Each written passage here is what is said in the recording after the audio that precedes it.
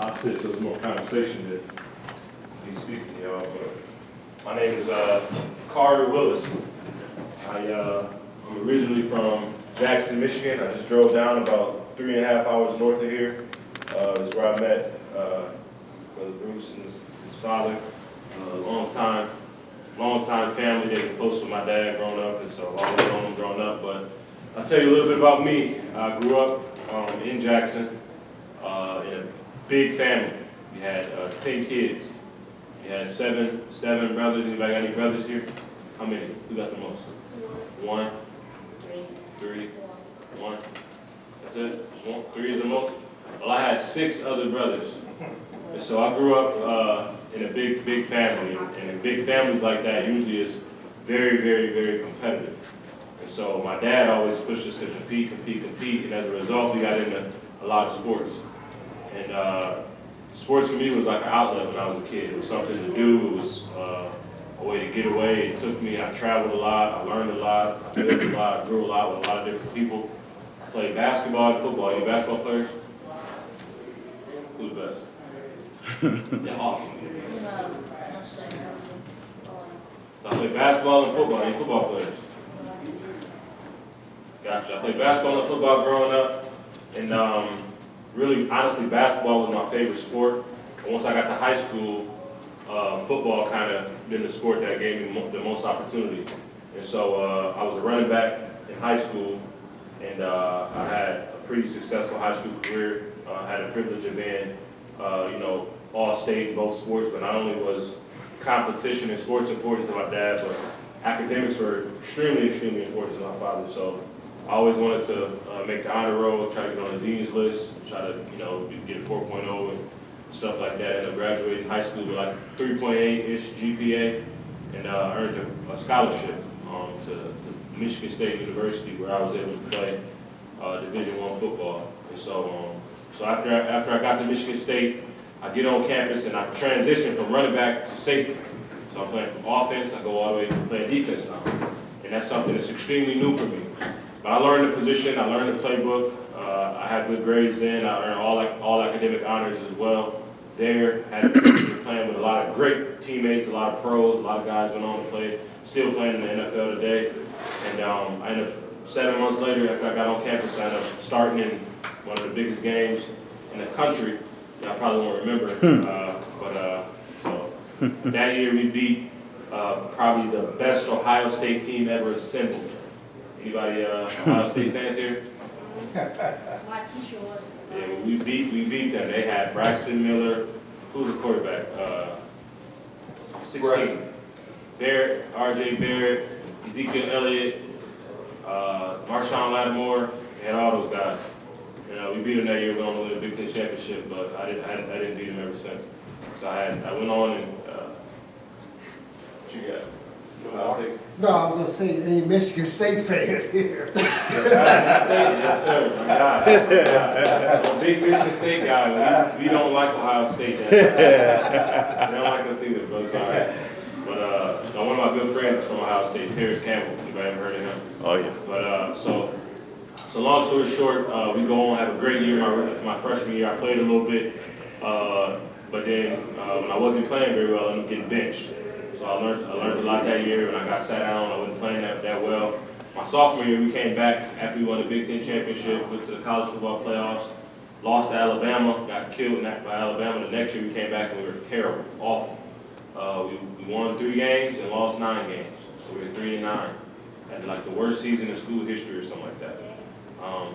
But contrasting that was that when I heard him talking about teamwork, and when we were winning, we had very good leaders. We had great leadership on our team. We had guys that worked hard, listened, took direction, followed instruction. And in the years that we weren't very good, we had horrible leadership. We had captains late to games, late to practices, out doing stuff they shouldn't be doing. And we were the young guys, and those were our leaders. So my junior year, now I'm becoming the next year, I'm becoming the older guy and solidifying myself as more of a leader and trying to change the culture of our program back to what it was before. We're going to have a great year. I started that year, and now I'm really getting playing well. And then going into my senior year is where I really kind of take off and play real good ball. And then I had the privilege to be drafted into the NFL after fourth round to the Indianapolis Colts. This is what, 4 years ago almost. And so I go and I get drafted to the Colts. Same thing. I come in as a rookie, and I'm in a position battle with some guys, and I beat them out a little bit. It's a little different in the NFL. There's a lot more new faces every day, new teammates changing in and out. And I was able to stick, and I was able to stay, and then I ended up starting. Next year we go on, have a great year, make the playoffs, lose in the first round to the Buffalo Bills.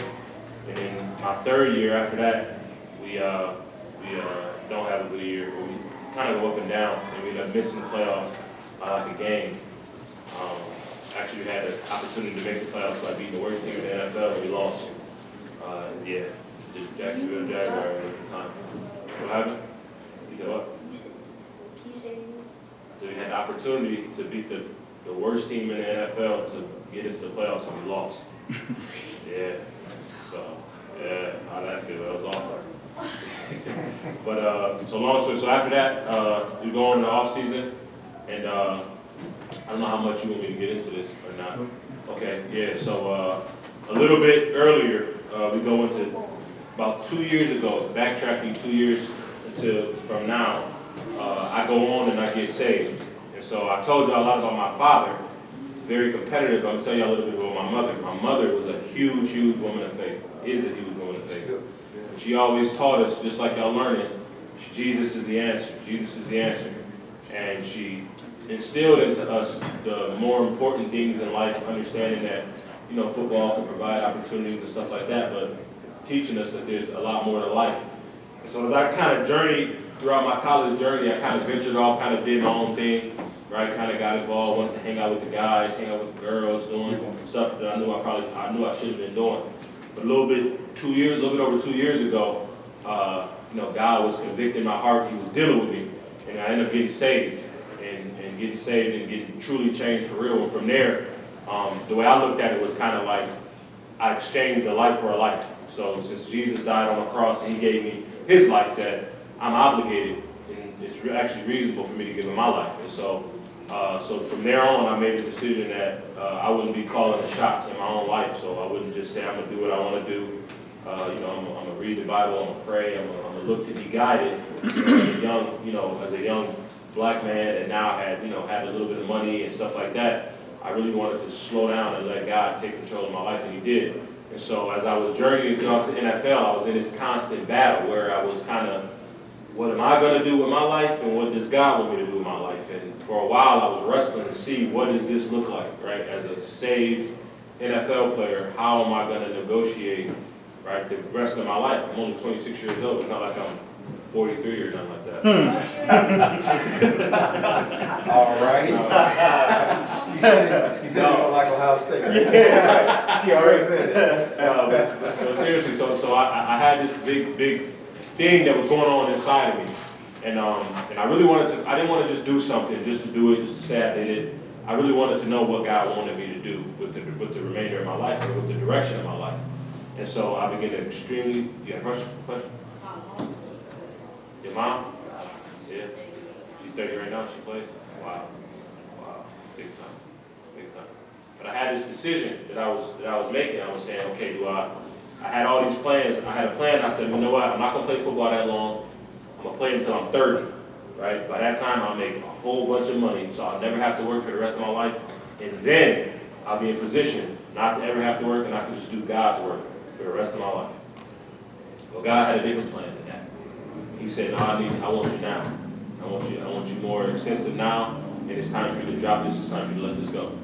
And so I was wrestling with how that looked, and at the same time I was kind of going after God, and I was really seeking, and I was trying to figure him out and find him out for myself as far as, okay, what do you want me to do?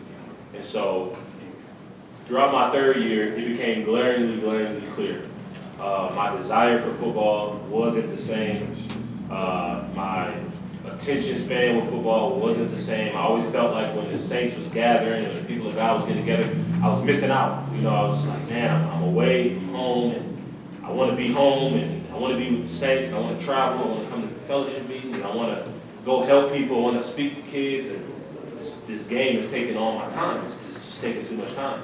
And so eventually, I felt like God was making it extremely clear to me that it was time to move on. And so long story short, I was praying. I got a lot of counsel. That's going to be very important as y'all go through your life as a young man. You have to talk to people that know more than you, right? You cannot be in friend groups and circles around people that you are the smartest one. That's going to get you in trouble because you got people that are scared to tell you things that you don't want to hear. But in life, we need people to tell us those hard things, you know what I'm saying? Especially helping us make decisions.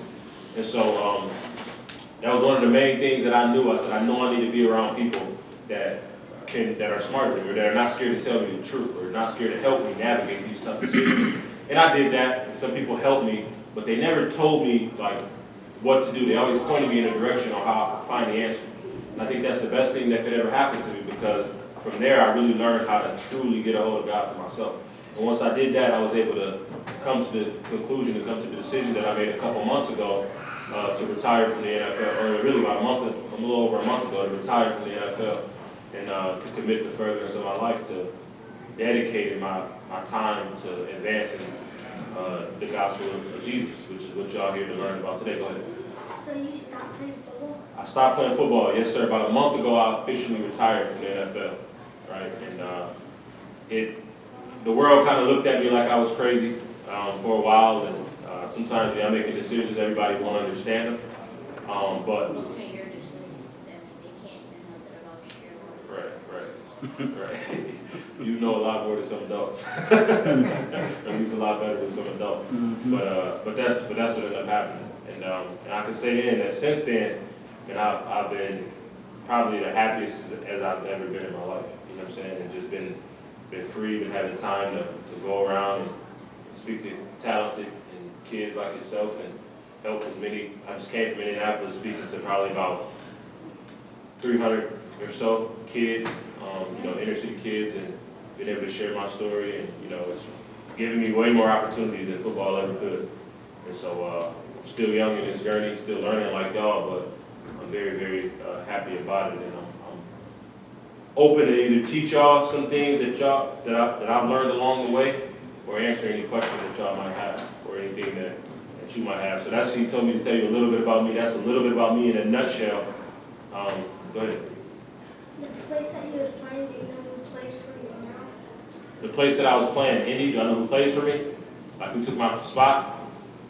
I think they're in a position battle for it. I don't know. I know they drafted a guy in the 3rd round that they speak highly of.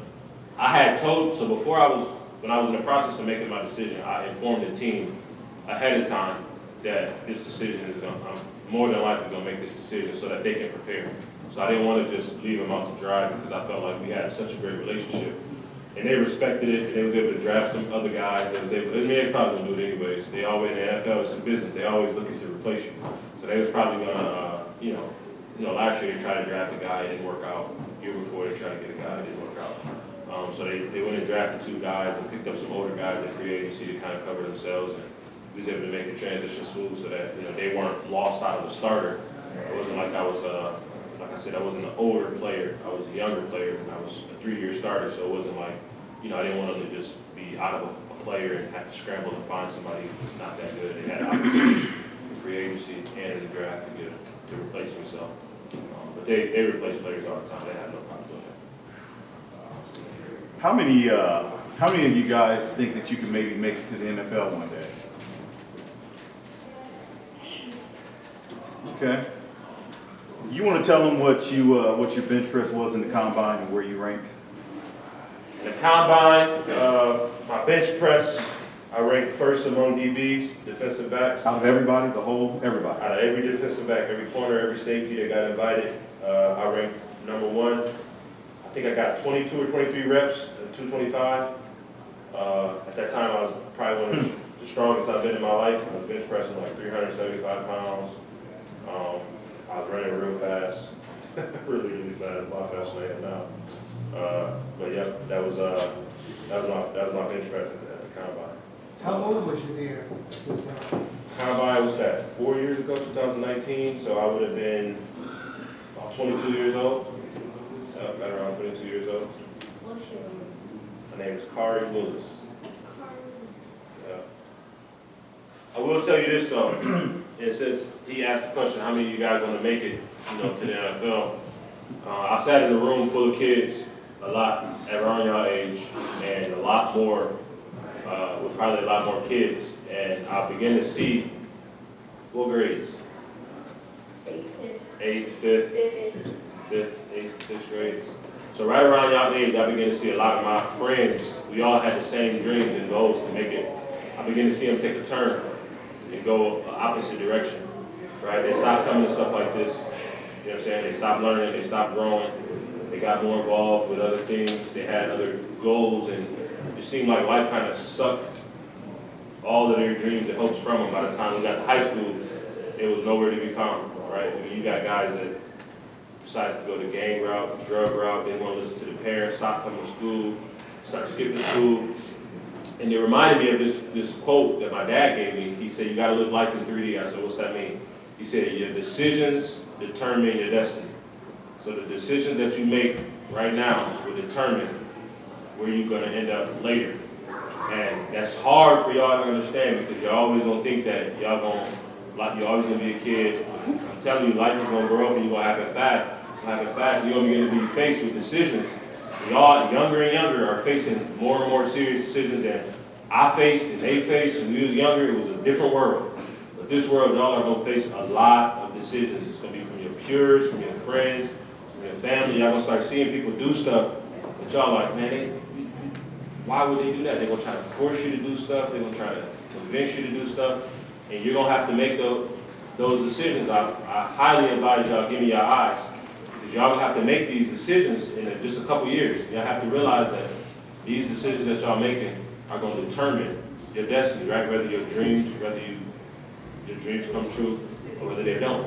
You know what I'm saying? Those are going to be predicated on decisions. So y'all going to make good decisions, right? Invest in yourself later. You'll thank yourself because you say, man, I'm so glad I never opened that door. Or you regret, I should have never opened this door. Or you just won't care. And nobody will live life like that. So that's the main thing I would say. The decisions y'all make determine your destiny. The type of grades you get, right? The type of grades you get, how you listen to your parents, how you listen to your teachers, how you listen to your Sunday school teachers, how you listen to your math teachers, all of that stuff. At y'all age, it's good habits to practice. If you get to the NFL and you see people that they ain't practiced, they struggle and they're super talented, but they can't follow instructions, right? They can't learn the plays. They can't, show up on time. They have trouble doing those things because they never learn. I would think it's a good age to start learning now how to follow instructions, how to be responsible with your time, right? How to make good decisions. That's stuff that y'all don't learn right now. Every once in a while, my dad plays pass all the time because he got shot. Really? Wow. Sorry to hear that. At least you can play with them sometimes. Yeah. So I don't know if y'all got any questions that y'all want to ask or anything else y'all want me to add or talk about that y'all have. Average years of an NFL player. Average years. The average year of an NFL player is 3 years. It's down from the 5. It's down from the 5, it's at 3. It's here. Yep. The reason being is, and really that number is kind of skewed because you got Tom Brady's going to make the team if he comes out. You know what I'm saying? And he's 20 years. So you can really bump that average down. I would probably say, I've seen more draft picks get cut probably than I've seen make it.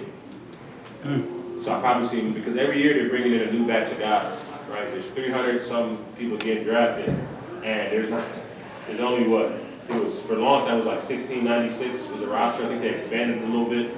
So you're talking about 1,700 jobs, and every year there's 300 guys coming out. And Tom Brady's going to make the team. LeBron James is going to make the team. There's not, I was a starter, I'm going to make the team. So there's really somebody that's out of a job, every year. I see more people leave college early and don't make an NFL roster than I do people leave college, or in 2 or 3 years they're out of a job, and sadly out of money. I see that happen more often than I see the other way around, where people make the team, go on to a second contract, or they bounce around, which you can make a career out of that, but I see that happen more than I see people making the team. So the average year for an NFL player is 3 years. So when you go to college, make it to college, they're gonna advise y'all, get your degree. Get your degree. I've seen one of the most talented players I've ever seen in my life. He was definitely an NFL player, but he got some injuries. He came out of college, he had an opportunity to go back, he never came back, and he never got his degree. And to this day, he's back at home in his hometown. And every once in a while, he texts other teammates and asks them for money. Highly super talented guy, easily NFL player, sorry. But he ain't doing too well now. And all of that was because he didn't make, at school, he didn't get his degree. So. Average base salary for an NFL player for those 3 years. For those 3 years, yeah, it's going up every so often. Every year, really, the base salary is going up. But when I came in, the base salary, the minimum salary was like $4.95. But you got to take into consideration taxes, which you're in the highest tax bracket. That's going to cut you almost in half, especially depending on where you live. You got to take consideration taxes. You got agent fees. You got apartments you got to live in. You ain't gonna really buy a house as soon as you get there unless you know you'll be there first round drafting or something. So you gotta have an apartment. Depends on where you live. That apartment can be $4,000 a month. You gotta have a car. So you got all these different fees. So I would say the base salary after taxes, if you're living on the minimum, the rookie minimum, the base salary is probably around $300,000 your first year, and then it'll go up every year after taxes. Seems like a lot of money, but if there wasn't taxes, then a lot of NFL players would be broke. It'd be a lot more money, but it is taxes. Got a question for you about Khari.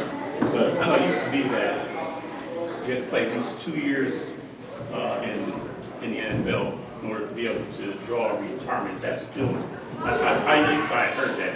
Yes, so it's 3 years now. So 3 years, you get your pension. You can add it to, the one thing the NFL does have is a 401k that you can buy into, which they'll match you. Most jobs will only match you like, I think 7% is like the highest I've seen.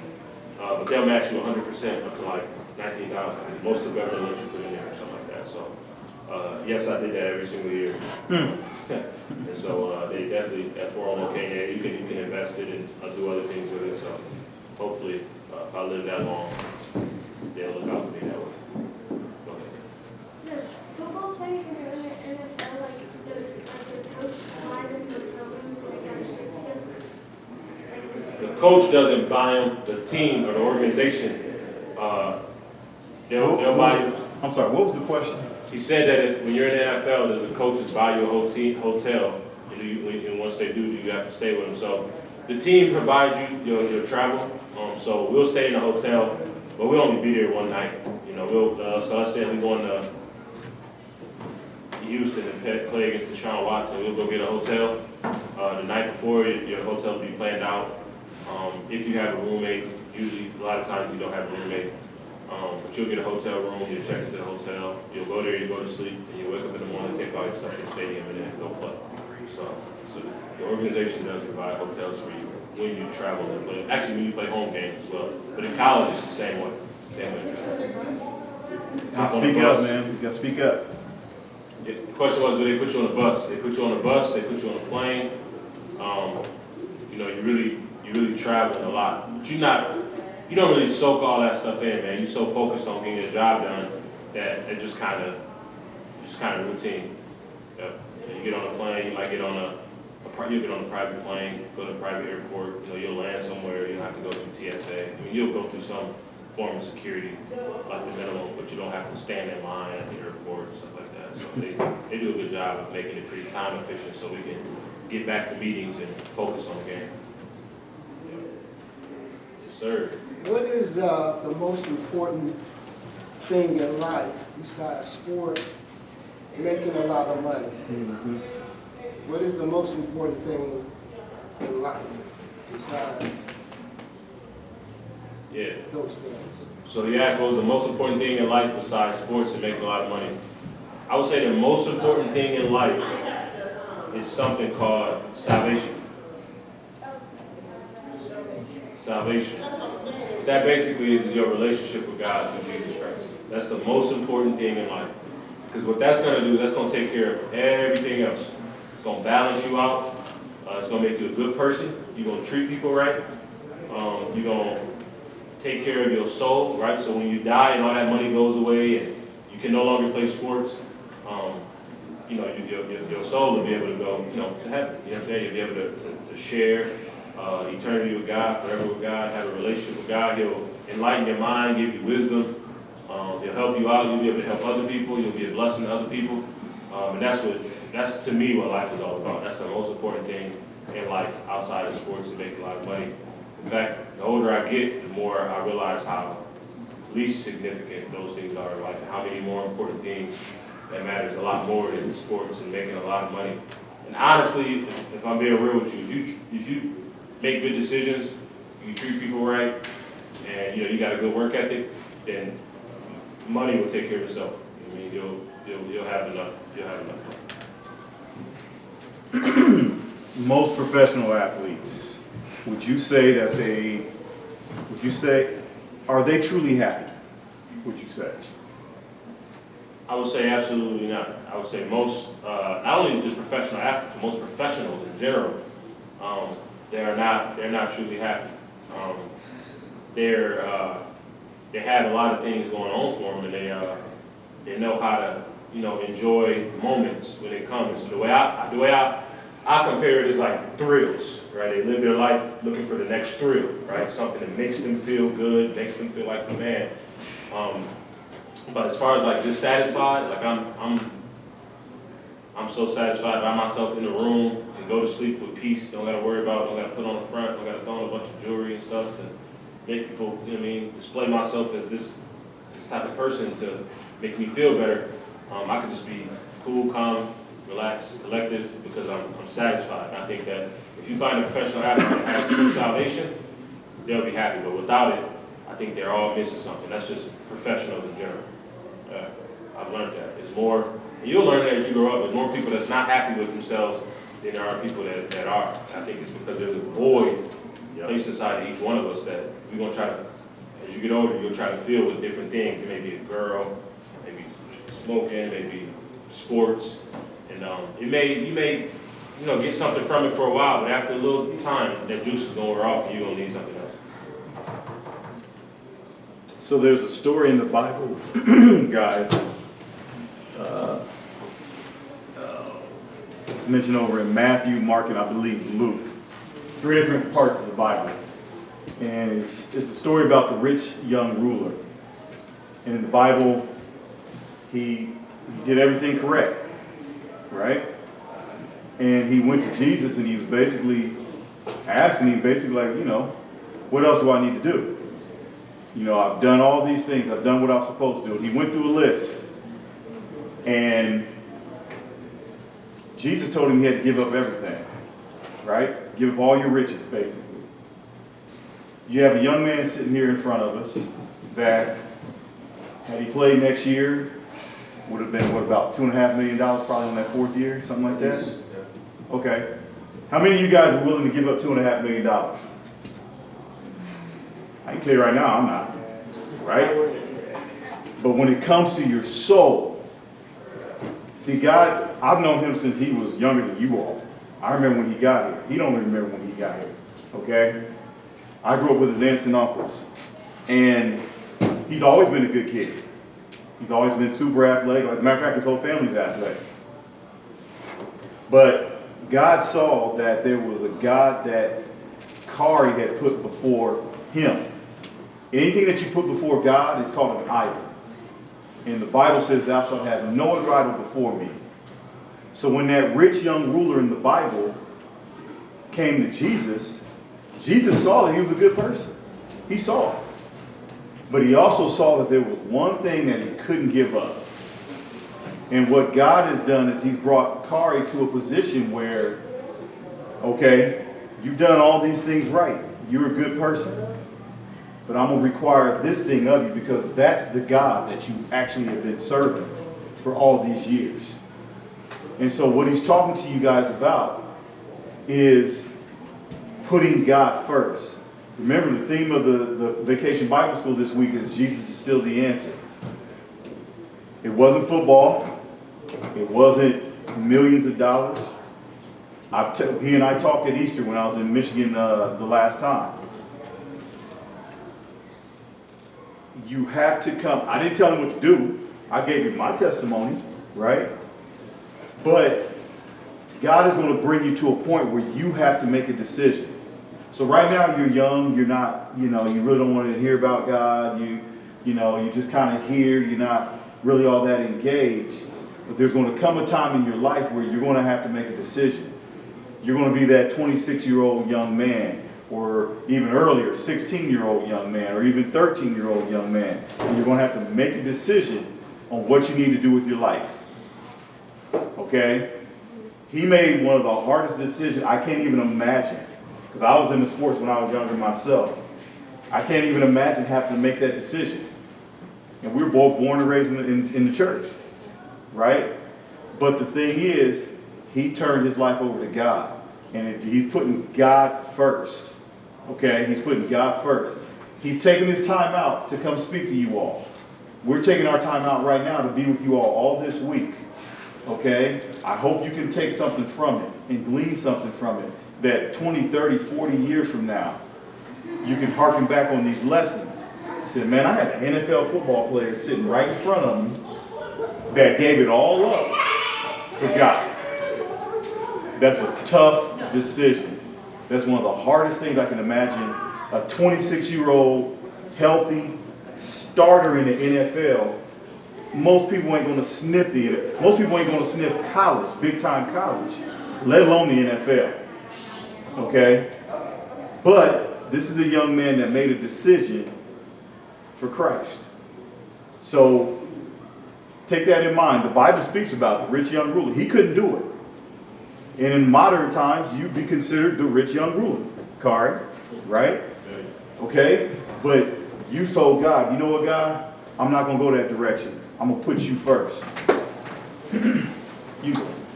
Yep. And it's, Hey, Jermaine. That's one thing I would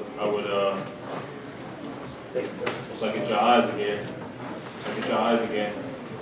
Young fellow, once I get your eyes again. Sit the door, please. Put your head up, y'all. Good. Yep, eyes, we good. A few more minutes, I'm gonna let y'all go.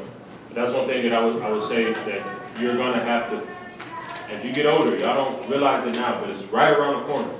And we're here to, obviously we're gonna have fun, we're gonna teach you. We wanna give you something that, if you don't get one thing from me, you get this right here. As you get older, prioritize God. You're gonna have to come back to the cross. You have to come back at some point in time. You have to do something with that cross. You have to accept it. You have to reject it. You know what I'm saying? Prioritize it. It's going to help you in life. It'll help you figure out all these different answers. It'll help you once you get into situations. Value it above anything else. Understand that there is a God that is looking after your soul, that cares for you, and that loves you. You understand that? If you don't learn nothing else, learn that. So that once you get into tight in life, or you come back, you have to make a decision, you can choose it. That's something that I do and I understand, which made that decision for me. When God, whatever it was that he required of me, it made it that much easier, right? And a lot of people look at it as a sacrifice. I personally used to, but I don't anymore, right? I look at it as a promotion because the benefits that I got from it, you know what I mean, for myself, for my soul, and not only for me, but for I got 2 little boys growing up, kids, and it'll be, you know, it's going to continue to be a benefit. So that's what I would say to y'all. Prioritize. Prioritize. There is a God that loves me, that cares about me, and at some point in time, I'm going to have to revisit what he wants for my life. That make sense? Got it? All right, any other questions y'all got? None. First time I think I did this show, I didn't have to hear about Derrick Henry and Tom Brady and Aaron Rodgers and all that. Uh-oh. Did anybody learn anything today? Yeah. Did we learn anything today? Yeah. What you learn? What did we learn today? Everybody? What you learn? No, I want to know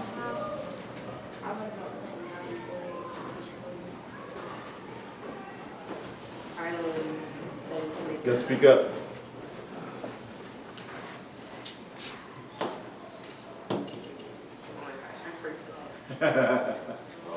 else? Who else learned something? What you learned?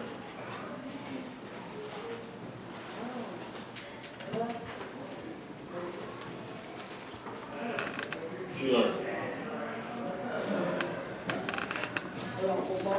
What you learned about?